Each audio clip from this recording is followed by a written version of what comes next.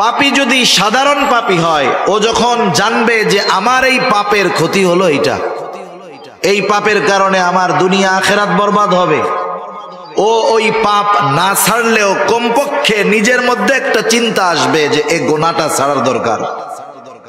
কিন্তু পাপী যদি অহংকারী হয়, তাহলে ইমাম সাহেবের এই বক্তব্য তার চিন্তার খোরাক হবে না, বরং এমনও হতে পারে ইমাম সাহেবের এই বক্তব্য তার অহংকারের কারণে ইমাম সাহেবের বিপদের কারণ হতে পারে। ঠিক কিনা বলেন? মাঝে মধ্যে দেখেন না, অনেক জায়গায় ইমাম সাহেব মাদকের বিরুদ্ধে বয়ান দিছে, এখন ওই এলাকার বড় মাদক ব্যবসায়ী হইল ওই এলাকার বড় লিডার, দিমাগ নিয়ে অহংকার নিয়ে চলে, সে এই বয়ানে পরিবর্তন কোথায়, বরং উল্টা ইমামের উপরে আবার হামলা করে। হয় কি হয় না? হয়। সুদখোরের বিরুদ্ধে ইমাম সাহেব বলছে, সুদখোর এত জঘন্য এক পাপ সুদ, এই সুদ ছাড়া তো বহু দূরের কথা, সুদের কথা কেন বললো? আমরা খাই। অহংকার করে ইমামের উপরে আক্রমণ করে, এমন ঘটনা কম বেশি আমাদের দেশে ঘটে কি ঘটে না? ঘটে। আল্লাহ তাআলা যখন বললেন তুই বের হয়ে যা, শয়তান তখন অনুতপ্ত হয় নাই, আল্লাহ তাআলার কাছে ক্ষমা চায় নাই, বরং অহংকারের কারণে সে ক্ষমা আল্লাহ তাআলার কাছে চায় নাই, বরং উল্টা সে আল্লাহ তাআলার কাছে আরজি পেশ করতেছে, ক্বালা রাব্বি ফাআনযিরনি ইলা ইয়াউমি ইউবআসুন قال فإنك من المنظرين إلى يوم الوقت المعلوم। শয়তান আল্লাহ তাআলার কাছে বলতেছে, আপনি আমাকে কিয়ামতের দিবস পর্যন্ত অবকাশ দেন, সুযোগ দেন, হায়াত দেন, কারণ যেই বনি আদমের কারণে আমার উপরে লানাত, আমার সব আমল বরবাদ হয়ে গেল, ওই বনি আদম দুনিয়ার মধ্যে কিয়ামত পর্যন্ত আবাদ করবে। বনি আদম মানুষের আদি পিতা আদমের সাথে যেহেতু আমার দুশ্মনী, এ দুশ্মনী আদম পর্যন্ত শেষ নয়, আদমের বংশধর যেহেতু কিয়ামত পর্যন্ত দুনিয়ায় থাকবে, আয় আল্লাহ রব্বি আনযিরনি ইলা ইয়াউমি ইউবআসুন, আপনি আমাকেও পুনরুত্থান দিবস পর্যন্ত অবকাশ দিয়ে দেন। ওরা যতদিন থাকবে দুনিয়ায় আমিও থাকতে চাই, এ দুশ্মনী চলবে। এ দুশ্মনী ওর বাবার সাথে শুধু তা নয়, কিয়ামত পর্যন্ত এই আদমের বংশধর দুনিয়ায় থাকবে, সকলের সাথেই আমার দুশ্মনী। এই দুশ্মনী যে আছে শয়তানের সাথে, স্মরণ করিয়েছেন কে? কথা বলেন না কেন? কে? আরো জোরে বলেন কে? আল্লাহর নাম বলতে কষ্ট হয় মনে হয়, ওই কোনার মানুষগুলোর একটু কষ্ট কষ্ট লাগে। আপনি বলেন তো, আপনি যদি জোরে আল্লাহর নাম বইলে এখন মইরা যান, মুফতি সাহেব আছে, জিজ্ঞাসা করেন, আপনার মতো সৌভাগ্য আর কেউ নাই। আল্লাহর নাম যদি জবানে শেষ কথা হয় আর জোরে কইতে গিয়া যদি মইরা যান, আপনার চাইতে সৌভাগ্যবান আর কে আছে? তাহলে আপনাকে খুসা দিয়াও আল্লাহর নাম বাইর করা যায় না, তাহলে মরার সময় কালিমা কেমনে বাইর হইব, এটা একটু চিন্তা করেন। শয়তানের সাথে আমাদের দুশ্মনী, এ খবর জানাইছেন কে? মাশাআল্লাহ, মোটামুটি হইছে। আল্লাহ তাআলা সে কথা জানায় দেন, ইবলিস আল্লাহ তাআলার কাছ থেকে পুনরুত্থান দিবস পর্যন্ত অবকাশ চেয়ে নিয়েছে, হায়াত চেয়ে নিয়েছে। আল্লাহ তাআলাও বললেন যে যাও, তোমাকে নির্দিষ্ট মেয়াদ পর্যন্ত অবকাশ দেওয়া হলো, ইলা ইয়াউমিল ওয়াক্তিল মা'লুম। শয়তান যখন তার এই দাবিটা আল্লাহ তাআলার কাছ থেকে ফাঁস করায় নিয়েছে, এবার আমাদের ব্যাপারে শয়তান আল্লাহ তাআলার সামনে কি বলে শুনে নেন। শয়তান এবার বলতেছে, ক্বালা ফাবিইজ্জাতিকা লাউগওয়িয়ান্নাহুম আজমাঈন ইল্লা ইবাদাকা মিনহুমুল মুখলাসিন। শয়তান কেমন যেন বলতেছে, রব আল্লাহ, যেহেতু আপনি আমাকে একেবারে কিয়ামত পর্যন্ত অবকাশ দিলেন, সুযোগ দিলেন, আমি তো বনি আদমের মধ্যে থাকতে পারবো, আমি তাদেরকে ধোঁকা দিব। আপনার ইজ্জতের কসম রব, আপনার ইজ্জতের কসম, সবগুলোকে আমি পথভ্রষ্ট করে ফেলবো, জাহান্নামী বানায় ফেলবো। ইল্লা ইবাদাকা মিনহুমুল মুখলাসিন, তবে আপনার একনিষ্ঠ বান্দাগুলো ছাড়া। আল্লাহ তাআলাও জানায় দিলেন, আমি আমার বান্দাদেরকে তোর ব্যাপারে সতর্ক করব, সব কথা জানায় দিব। এরপরেও যারা আমার কথাগুলো জানবার পরে তোর দলভুক্ত হবে, শুনানে লাআমলাআন্না জাহান্নামা মিনকা ওয়া মিম্মান তাবিআকা মিনহুম আজমাইন। আমি তো আমার বান্দাদের সতর্ক কইরা দিব তোর ব্যাপারে, এরপরেও যারা তোর দলভুক্ত হবে, শুনানে তুই আর তোর অনুসারীদেরকে দিয়া আমি আমার জাহান্নামকে পরিপূর্ণ করব। সেজন্য আল্লাহ তাআলা শয়তানের সাথে আমাদের সম্পর্কের কথা বারবার স্মরণ করায় দেন। শুধু তাই না, কথার কথা মনে করেন আপনি একজন নেতার পেছনে দৌড়াবেন। এখন নেতা আপনাদের সামনে নিয়ে বক্তব্য দিল, শোনো তোমরা আমাকে নেতা মানছো ভালো কথা, কিন্তু তোমরা যদি কোনো বিপদে পড়ো আমি কিন্তু তোমাদের সাথে নাই।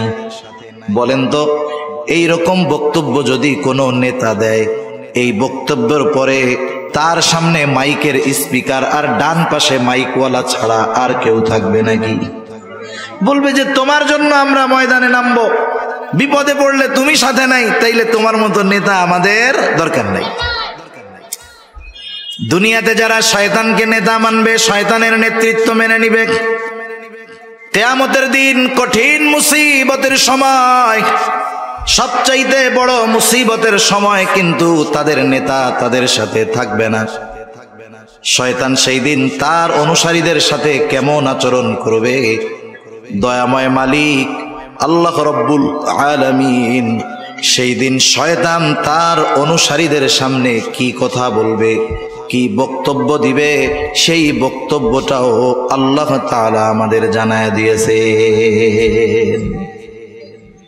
আল্লাহ তাআলা কোরআনুল কারীমের মধ্যে বলেন, وقال الشيطان لما قضي الأمر إن الله وعدكم وعد الحق ووعدتكم فأخلفتكم وما كان لي عليكم من سلطان إلا أن دعوتكم فاستجبتم لي فلا تلوموني ولوموا أنفسكم ما أنا بمصرخكم وما أنتم بمصرخي إني كفرت بما أشركتموني من قبل। আল্লাহ তাআলা আমাদের জানায় দিলেন, কিন্তু বক্তব্যটা হলো শয়তানের, যেটা কিয়ামতের ময়দানে দিবে।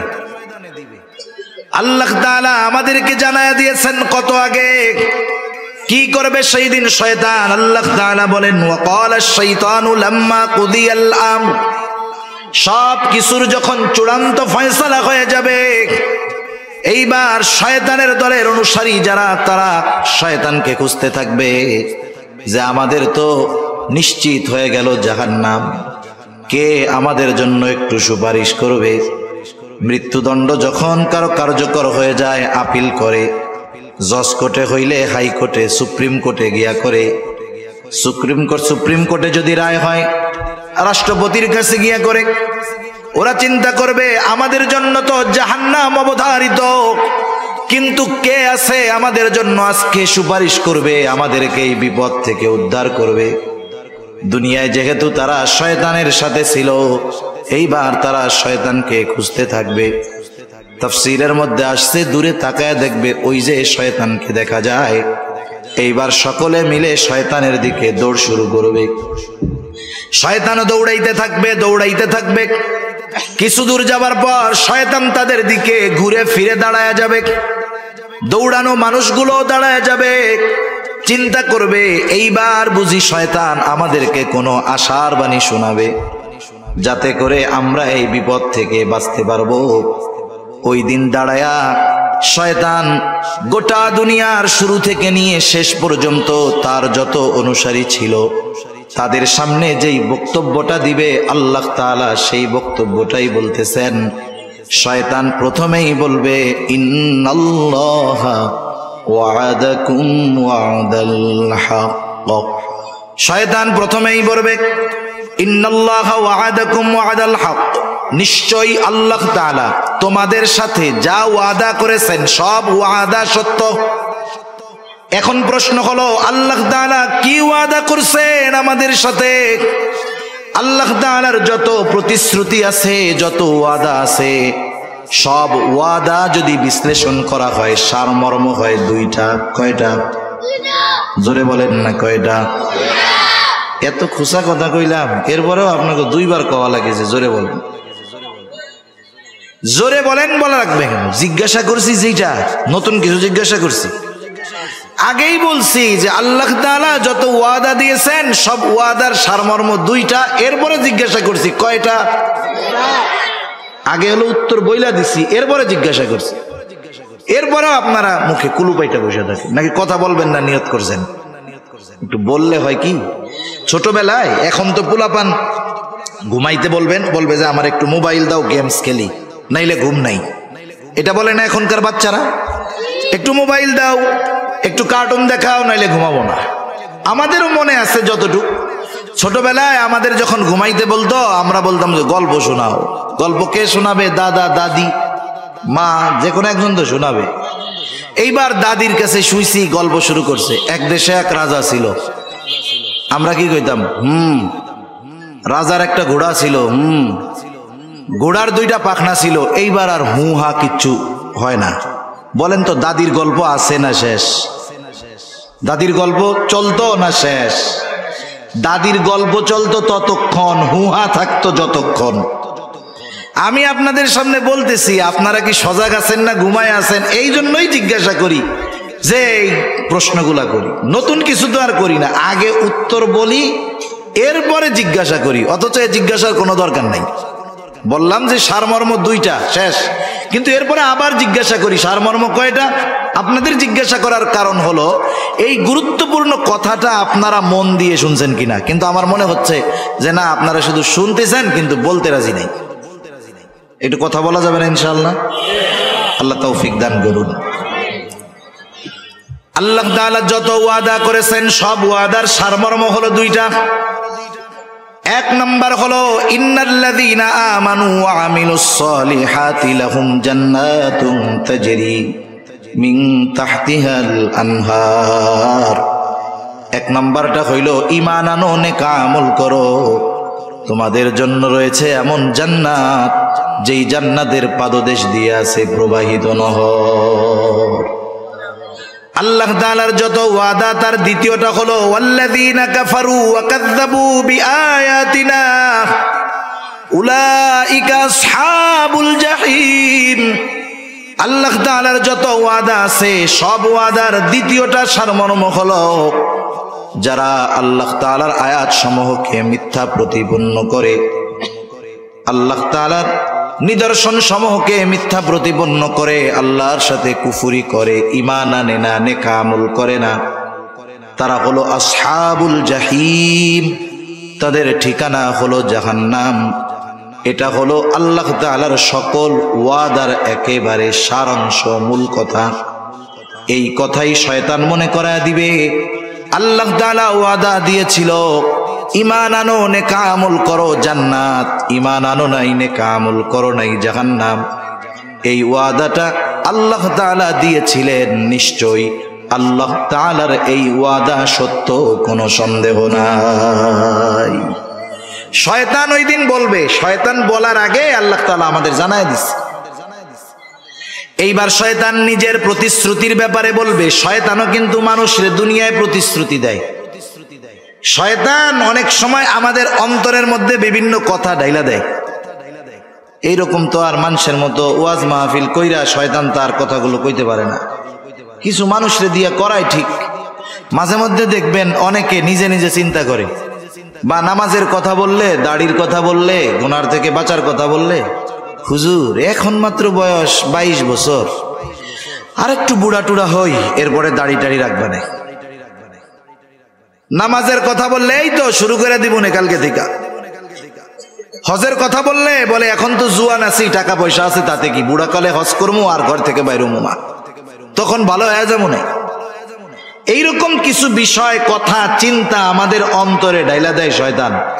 বলে টেনশন করিস না, হায়াত তো বহুত বাকি, পরে ভালো হয়ে যায়, এখন একটু চুরিচারি কর, দুর্নীতি কর, অন্যেরটা মাইরা খা, বুড়াকালে হজ কইরা একেবারে সদ্য ভূমিষ্ঠ শিশুর ন্যায় নিষ্পাপ হইয়া ঘরে বসে থাকবি। এই ধরনের ধোঁকা, এই ধরনের ওয়াদা মানুষের অন্তরে শয়তান ঢেলা দেয়। এবার শয়তান তার প্রতিশ্রুতি ওয়াদার ব্যাপারে বলবে, ওয়াওয়া'আদতুকুম ফাআখলাফতুকুম, আমি তোমাদেরকে বাঁচানোর যেই প্রতিশ্রুতি দিতাম, তোমাদের সাথে যেই প্রতিশ্রুতি দিয়েছিলাম, ফাআখলাফতুকুম, আমি সেই প্রতিশ্রুতি ভঙ্গ করলাম। এইবার শয়তান তার অনুসারীদেরকে হাসরের ময়দানে তিরস্কার করবে, তিরস্কার করে বলবে, শয়তান বলবে, ইন্নাল্লাহা ওয়া'আদাকুম ওয়া'দাল হক ওয়া ওয়া'আদতুকুম ফাআখলাফতুকুম ওয়া মা কানা লিয়া আলাইকুম মিন সুলতান। শুনা নাও, আমি তোমাদের সাথে যেই প্রতিশ্রুতি দিয়েছিলাম সেটা ভঙ্গ করলাম, আর এটাও শুনা নাও, ওয়া মা কানা লিয়া আলাইকুম মিন সুলতান, তোমাদের উপরে আমার কোনো আধিপত্য ছিল না, ক্ষমতা ছিল না, পাওয়ার ছিল না, তোমাদের উপরে আমার কোনো অধিকার নাই, কোনো ক্ষমতা নাই। কেন নাই? শয়তান কি আমাকে বানাইছে? আমাদের বানাইছে কে? আরো জোরে, কে? আল্লাহ হলে আমাদের, আল্লাহ হলেন আমাদের খালিক, আল্লাহ আমাদের রব, আল্লাহ আমাদের রাজ্জাক, আল্লাহ আমাদের মালিক। যিনি বানিয়েছেন, সমস্ত অধিকার ক্ষমতা আমাদের উপরে তার, ঠিক কিনা বলেন? যিনি রিজিক দেন, ক্ষমতা হলো তার। এই জন্য মাঝে মধ্যে দেখবেন অপরিচিত বা দূরের কোনো মানুষ যদি কোনো বিষয়ের আদেশ করে, অধিকার খাটাইতে চায়, তখন ছেলেটা জবাব দেয়, তুমি আমাকে এই কাজ করতে বলতেছো, তুমি কি আমার আব্বু লাগো নাকি? কেন বলে? তার মানে তুমি যেই কথাটা বলছো, যেই অধিকার আমার উপরে প্রয়োগ করতেছো, এটা প্রয়োগ করার ক্ষমতা আমার বাপ রাখে, তুমি না। শয়তানও সেই দিন মনে করায় দিবে, যেহেতু আমি তোমাদের খালিক না, মালিক না, রাজ্জাক না, রব না, সুতরাং আমার তোমাদের উপরে কোনো অধিকার ছিল না, কিন্তু একটা জিনিস আমি করতাম, ইল্লা আন দাআউতুকুম ফাস্তাজাবতুম লি, আমি শুধু তোমাদেরকে আমার দিকে ডাকতাম, আর তোমরা সব কিছু বাদ দিয়ে আমার ডাকে সাড়া দিয়ে আমার দিকে ছুটে আসতা। কিছুই দেই নাই তোমাদের, কিন্তু আমি ডাক দিলে তোমাকে আর সহ্য হইতো না। যেমন মনে করেন একটা ছোট বাচ্চা, তার বয়স 13-14 বছর, 14-15 বছরের ছেলে বিকাল বেলায় মাঠে কি করে? ফুটবল খেলে, ক্রিকেট খেলে, তাই না? একদিন ওর বাবা বলতেছে যে, শোনো, আজকে আসরের পরে আমার সাথে তুমি বাসায় এই কাজটা করবা। ছেলেটা এবার আব্বার সাথে বাসায় কাজ শুরু করছে। বলেন তো, ছেলেকে দিয়ে কাজ করানোর অধিকার বাবার আছে না নাই? এইবার ছেলেটা বাবার সাথে কাজ করতেছে। রাস্তার পাশেই বাড়ি, বন্ধুরা ব্যাট বল নিয়ে মাঠে খেলতে যাইতেছে। যাওয়ার সময় নিচের থেকে, বাড়ির পাশে রাস্তা থেকে ডাক দিছে, রাস্তার সাথে বাড়ি, আব্দুর রহিম, আমরা ব্যাট বল নিয়ে মাঠে গেলাম। এবার আমার একটু বলেন তো, ওই যে ছেলেটা বাবার সাথে কাজ করতেছে, যেই বন্ধুরা তাকে ডাক দিল, বন্ধুরা তাকে 2-4 দিনের ওষুধ কিনে দিছে? কোনদিন পোশাক কিনে দিছে? দিছে কে? বাপ। কাজ করতেছে কার সাথে? বাবার কাছে, সাথে। বলেন তো, বন্ধুর ওই ডাক যখন আব্দুর রহিমের কানে আসবে, আব্বার কাছে মন বসবে? ও কি চিন্তা করবে, বন্ধুরা ডাকতেছে, ডাকুক, আমার আব্বা আমার এত কিছু দেয়, আজকে আমি আর খেলতে যাব না। এইবার বন্ধুর আওয়াজ, ডাক কানে আসার সাথে সাথে ওই জায়গায় মন বসবে না, আব্বারে বলবে, আব্বা আমার আর ভালো লাগতেছে, আমি আর পারবো না, আমি একটু মাঠে যাবো। যেমনে হোক ওই জায়গার থেকে সুইটা বন্ধুদের সাথে খেলতে যাবে, ঠিক কিনা বলেন? শয়তান এইরকমই মনে করায় দিবে, শোনক, আমি কিছুই দেই নাই, কিছুই করি নাই, কোনো অধিকার তোমাদের উপরে নাই। শুধু ডাক দিতাম যে আমার দিকে আসো, তোমরা সব কিছু সাইডা আমার দিকে চইলা আসতা।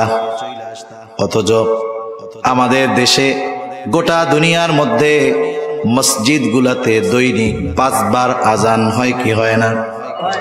এই আজান দেয় মুয়াজ্জিন। আমরা যদি মনে করি মুয়াজ্জিনকে বেতন দিয়ে রেখেছি, মুয়াজ্জিনের কাজ হইল আজান দেওয়া, এটা যদি মনে করি এটা আমাদের বড় ভুল হবে। মুয়াজ্জিন সে হলো আল্লাহ তাআলার মুখপত্র, প্রেস সচিব। আল্লাহ তাআলার মুখপত্র, প্রেস সচিব। এই জন্য কোন ব্যক্তি যদি ইখলাসের সাথে মুয়াজ্জিনি করে, কিয়ামতের দিন হাদিসের মধ্যে আসছে আল্লাহ তাআলা তার ঘাড়টাকে লম্বা বানায় দিবে। কিয়ামতের মানুষ বুঝতে পারবে এই ব্যক্তি দুনিয়ার মধ্যে মুয়াজ্জিন ছিল। এখন এই মুয়াজ্জিন আমাদেরকে কার দিকে ডাকে বলেন তো? আল্লাহর দিকে ডাকে। আল্লাহ তাআলা সেই কথা স্মরণ করায় দেন। আল্লাহ তাআলা বলেন, ওমান আহসানু কওলাম মিম্মান দাআ ইলাল্লাহ, তার চাইতে উত্তম আহ্বানকারী আর কে আছে যে মানুষকে আল্লাহর দিকে ডাকে? মুয়াজ্জিন দৈনিক 5 বার আজান দেওয়ার মাধ্যমে আমাদেরকে আল্লাহর ঘরের দিকে ডাকে। আজান যখন দেয় আমরা বুঝি আমাদেরকে যেতে হবে কার ঘরে? আরো জোরে বলেন না, কার ঘরে? বলেন তো, কারো ঘরে কারো অনুমতি ছাড়া ঢোকা জায়েজ আছে নাকি? ওয়াজ খালি আমরা শুনি, কিন্তু ওয়াজ নিয়ে ফিকির করি না, চিন্তা করি না। ঘর হলো আল্লাহর, ডাকতেছে মুয়াজ্জিন। তার মানে মুয়াজ্জিনকে আল্লাহর ঘরে ডাকার অনুমতি আল্লাহ তাআলা দিবেন, ঠিক কিনা বলেন? তাহলে যদি সহজ কথায় বলি, এই ডাকটা মূলত মুয়াজ্জিনের না, ডাকটা কার? আপনার কাছে আপনার এলাকার সম্মানিত চেয়ারম্যান সাহেব অথবা এমপি সাহেব একজন লোক পাঠায়া বলছে যে ভাই, এমপি সাহেব আপনাকে ডাকছে, আমাকে ডাকতে বলছে। বলেন তো, ওই লোকটা যত ছোট হোক, সামাজিকভাবে তার যত সম্মান কম হোক না কেন, আমি আপনি যদি ওই লোকের কথাটাকে ফিরায়া দেই, তার কথা ফেরানো হবে না, বরং এমপি সাহেবের কথা ফিরায়া দেওয়া হবে। মুয়াজ্জিন সে যে হয় হোক, ডাকতেছে আল্লাহর দিকে, আল্লাহর আদেশে সে ডাকতেছে। এখন চিন্তা করেন, আল্লাহ তাআলার এই আহ্বান, আল্লাহ তাআলার এই দাওয়াত যে বান্দা আমার ঘরে আসো, আমার ঘরে আসো, নামাজ পড়ো, নামাজের মধ্যে কল্যাণ। শয়তান সেই দিন মনে করায় দিবে আমি ডাক দেওয়ার সাথে সাথে সব থইয়া চইলা আসছো, কিন্তু আল্লাহ তাআলা দৈনিক তোমারে 5 বার তার ঘরে দাওয়াত দিছে, যাও নাই। ইল্লা আন দাআউতুকুম ফাস্তাজাবতুম লি, যেই আল্লাহ তোমারে খাওয়াইছে, যেই আল্লাহ তোমাকে বানিয়েছে, যেই আল্লাহ তোমার রব, তার ডাকে সাড়া না দিয়া আমার ডাক শুইনা চইলা আসছো। তোমার মতো নাফরমান আর কেউ নাই। তোমার এই পরিণতি যে হয়েছে, এই জন্য তুমি আমারে বকা দিও না। ফালা তালুমুনি ওয়ালুমু আনফুসাকুম, আমাকে তিরস্কার কইরো না, আমারে ভৎসনা কইরো না। তোমরা নিজেরা নিজেদেরকে তিরস্কার করো, ভৎসনা করো। আর শুনা নাও, আজকের এই দিনে মা আনা বিমুসরিখিকুম ওয়া মা আনতুম বিমুসরিখিয়া, আমি নিজের জন্য কিছু করতে পারবো না, তোমাদের জন্য কিছু করতে পারবো না। সাথে সাথে এটাও জেনে নাও, ইন্নী কাফারতু বিমা আশরাকতুমুনি মিন ক্বাবল। কিয়ামতের দিন শয়তান তার অনুসারীদের সাথে এই বক্তব্য দিয়ে সম্পর্ক ছিন্ন করবে। এটা যে করবে, এ ব্যাপারে কোনো সন্দেহ আছে? না থাকার কারণ এই বক্তব্যটা আমাদের যিনি জানিয়েছেন তিনি কে? এখন বলেন, এত সুস্পষ্টভাবে দুশমনের পরিচয় বলে দেওয়ার পরেও, দুশমনের মিশন, কর্মপন্থা সব কিছু বলে দেওয়ার পরেও কেউ যদি আল্লাহর আহ্বানে সাড়া না দিয়ে, শয়তানের ডাকে সাড়া দিয়ে পরকালে ক্ষতিগ্রস্ত হয়, পাপে লিপ্ত হয়, বলেন তো এর মতো জালেম দুনিয়ায় আর কেউ আছে? এজন্যই আল্লাহ তাআলা এর পরপর বলেন, ইন্নায যালিমিনা লাহুম আযাবুন আলীম, নিশ্চয়ই জালেমদের জন্য কঠিন শাস্তি আল্লাহ তাআলা প্রস্তুত করে রাখছেন। সব কথার মূল কথা, শয়তানের দলের লোক যারা, এরা যে ক্ষতিগ্রস্ত হবে সে কথাই আল্লাহ তাআলা বলেন, উলাইকা হিজবুশ শাইতান আলা ইন্না হিজবাশ শাইতানি হুমুল খাসিরুন। আল্লাহ তাআলা বলেন, শয়তান যাদের ঘাড়ের উপরে চেপে বসেছে, আমি আল্লাহর স্মরণ থেকে যাদেরকে গাফেল বানায় দিয়েছে, ওই মানুষগুলোই হলো শয়তানের দলের লোক। আর যারা শয়তানের দলের লোক তারা হলো ক্ষতিগ্রস্ত। ক্ষতিগ্রস্ত যখন আল্লাহ তাআলা বলেন এর দ্বারা জানমালের ক্ষতি হবে, বিষয়টা এমন নয়, বরং সে ক্ষতিগ্রস্ত হবে কেমনে? এই ক্ষতি হবে অনন্তকালের জাহান্নামের বাসিন্দা হওয়ার মাধ্যমে। সেজন্য আল্লাহ তাআলা আমাদের শয়তানের দল হওয়া থেকে বেঁচে থাকার তৌফিক দান করুন, জোরে বলি আমিন। তাহলে দুনিয়াতে দল কয়টা? একটা হলো শয়তানের দলের লোক, একটা হলো শয়তানের দল। কার দল? আর একটা কার দল? আমরা কার দলের লোক হব? আদুজা করে বলি নারায়ে তাকবীর, নারায়ে তাকবীর, মাশাআল্লাহ, হাত নামাই। শয়তানের দলের মোটামুটি পরিচয় অবস্থা আমরা জানলাম। আল্লাহর দলের পরিচয় জানার দরকার আছে না? একটু কষ্ট হইতেছে নাকি আপনাদের? আমার তো কষ্ট হইতেছে, এই জন্য বেশি সময় আর আপনাদের কষ্ট দিব না। কারণ আগামী দিন আমার বড় শ্রদ্ধেয় ব্যক্তিত্ব, শ্রদ্ধার মানুষ, ভালোবাসার মানুষ আল্লামা আব্দুল বাসিত খান সাহেব আসবে। কালকেও তো আপনারাই আসবেন, এজন্য বেশি সময় কষ্ট দিব না ইনশাআল্লাহ।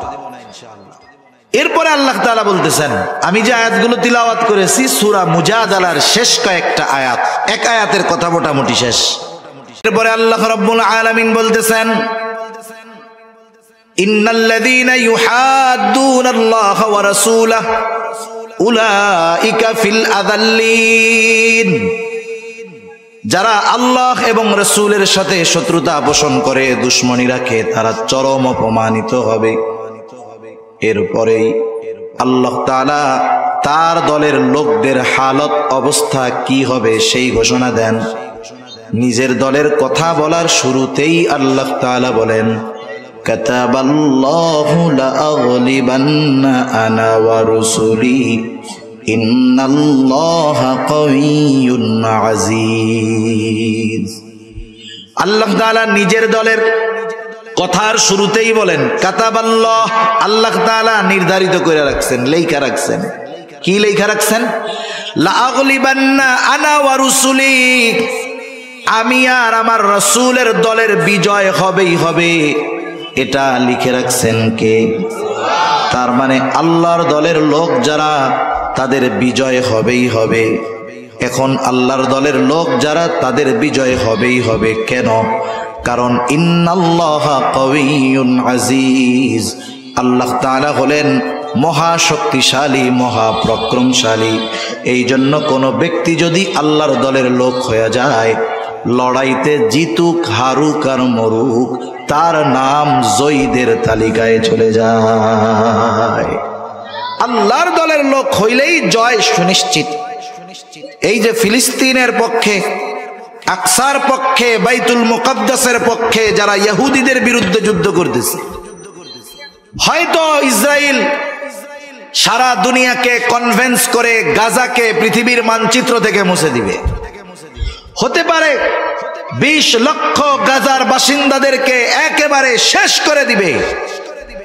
এরা যদি মরেও যায়, বলেন তো এরা পরাজিত হবে নাকি?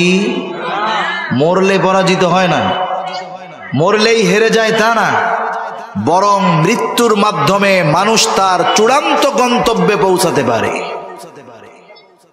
একটা ঘটনা বলি আপনাদের, তাইলে বুঝতে সহজ হবে। রাসূল আকরাম সাল্লাল্লাহু আলাইহি ওয়াসাল্লাম দুনিয়ায় আসার পূর্বে ঈসা আলাইহিস সালাতু ওয়াস সালামের পরে এক জালেম বাদশার ঘটনা তাফসীরের মধ্যে আসছে। এই জালেম বাদশার নাম ছিল ইউসুফ জুরনাওয়াজ। সে নিজেকে খোদা দাবি করত। তৎকালীন সময়ের খ্রিস্ট ধর্মের অনুসারী যারা ছিল তাদের উপরে জুলুম অত্যাচার সে চালায়া যাইত। এই বাদশাহ ইউসুফ জুরনাওয়াজের দরবারে একজন জাদুকর ছিল, জাদুকর। বৃদ্ধ হয়ে গেছে জাদুকর। বাদশার কাছে বলে, বাদশাহ আপনি একজন মেধা সম্পন্ন বালকের ব্যবস্থা করেন, আমি আমার জাদু বিদ্যাটা তাকে শিখাইয়া দেয়া যাই, যাতে করে আমার মৃত্যুর পরে এই বিদ্যার দ্বারা আপনি উপকৃত হতে পারেন। সারা দেশে যাচাই বাছাই করে একজন মেধাবী বালকের ব্যবস্থা করা হলো। বালককে বলা হলো, বালক তুমি রাজ দরবারে থাকবা, রাজপ্রাসাদে থাকবা, তোমার যা কিছু প্রয়োজন খাবা দাবা ঘুরবা, দৈনিক ওই জাদুকরের কাছে গিয়ে তুমি জাদু শিখা আসবা। ছেলেটা প্রতিদিন জাদুকরের কাছে জাদু শিখতে যায়। যাওয়ার পথে একজন খ্রিস্টান পাদ্রী তার খানকা ছিল, ওইখানেও কিছু মানুষ লুকায়া লুকায়া ওই খ্রিস্টান আলেম পাদ্রীর কাছে গিয়া তৎকালীন সময়ের দিন শিখত।